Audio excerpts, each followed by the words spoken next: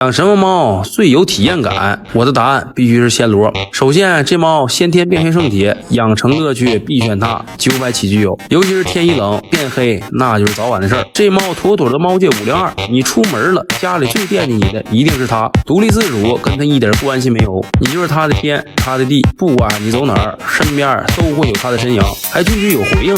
你对象也做不到吧？就这张嘴呀，过于碎了啊！养它让你的听觉体验直线拉满。不仅如此，养了它还能让你实现猫狗双全的快乐。狗的特性它都有，出门遛弯那都不是事儿。如果你是社恐，别担心，社交全权交给它，一定给你安排明白白的。